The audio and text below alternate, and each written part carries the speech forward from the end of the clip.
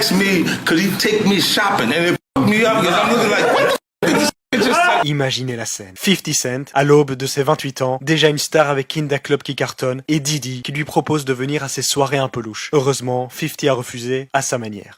Just tell me he'd take me shopping. Cette scène incroyable s'est passée à la fin du mariage du patron de label Chris Lighty en 2003. Diddy s'approche de 50 et lui fait une proposition. So yo, when we gonna get the chance to, to kick it, like we could just hang out. We gotta kick it. Déjà là, 50 n'a pas vraiment apprécié, et ensuite, ça s'est empiré. It's like, yo, why don't we like go shopping or some shit? I mean, like I pay for it. And I was like, what the this just say? He told me he'd take me shopping. I looked at him like, what'd you just say? Et 50 a eu le bon réflexe. I got the away from him because I was like, this. Wait, just tell me he'd take me shopping. Parce que s'il était resté, ça aurait dégénéré. Let me move, man, before I do something. You're gonna make me mess up the wedding. 50 explique qu'il y a une différence entre proposer à un homme hétéro et à une femme d'aller faire du shopping. I want to take you shopping. I got a bank phone out this.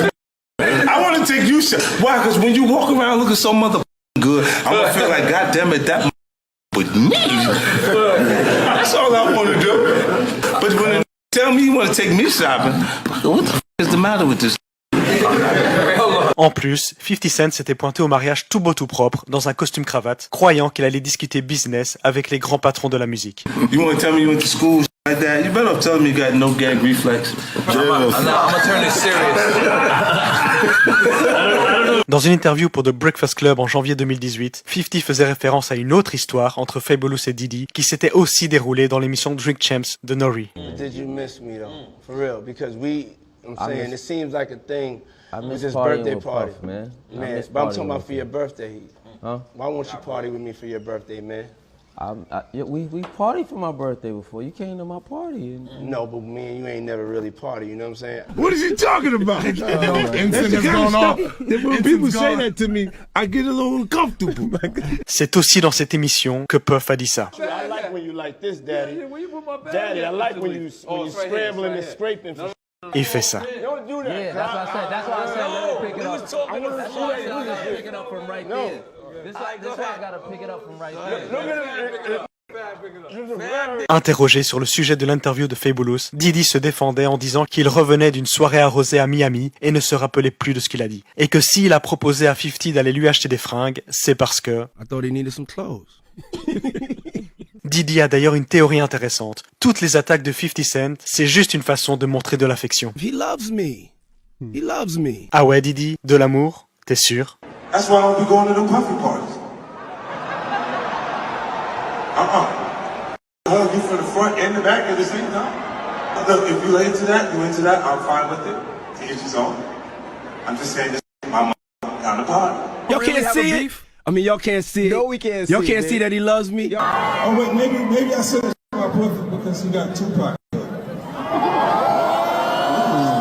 But see, You really think that's hate? Puffy's confirmed for Shreveport. That's what? Nah. Can't go around. Everybody be scared to drink. Come in, cups. Wake up, your butt sore. When you really break it down, you've been out here a long time. You know he loves me. I don't think he like you. You know he loves me. I don't think he like you. Okay. But why? There's so excitement. There's so much excitement that there was no reason for me to put something in our drink. I need you to remember. I need you to remember this. Cette dernière phrase est intéressante car comme vous le savez sans doute, 50 Cent prépare depuis près d'un an un documentaire sur Diddy dans lequel il compte balancer tous ses secrets les plus inavouables et qui sera diffusé sur Netflix. Ses références au fait de verser un produit dans les boissons de ses invités ne sont donc pas anodines et devraient être l'un des points centraux de ce docu-série. Sometimes people that feel like they don't like you and they act like that, they really love you. En attendant la sortie du docu-série, 50 Cent se régale à se moquer de Diddy sur les réseaux sociaux. Preuve avec cette vidéo truquée qui voit Diddy et Meek Mill dans le même lit, le commentaire « Vous savez qu'il n'y a pas de sel sur ce vélo, pas vrai ?» sous une photo de Diddy qui fait du vélo, ou des mèmes dont celui-ci, en référence aux bouteilles d'huile pour bébé retrouvées par le FBI chez lui. L'avocat de Diddy essaye d'ailleurs de minimiser l'importance des bouteilles en disant « Oui, il y en a beaucoup, mais pas 1000. Et puis bon, entre adultes consentants, mais bon, personne n'est dupe. 50 n'est pas le seul à s'en être pris à Diddy. En 2018, Eminem s'est également attaqué au patron de Bad Boy Records, sous-entendant qu'il avait joué un rôle dans le décès de Tupac, et il a remis le couvert sur son dernier album. Later you gonna find out a little shit I be saying be real. you know, they can't really touch me. Y'all, at the end of the day, y'all see and y'all know what it is. I'm trying to tell you the truth, but the truth sometimes it hurts. Right. It hurts people and they don't want to hear it.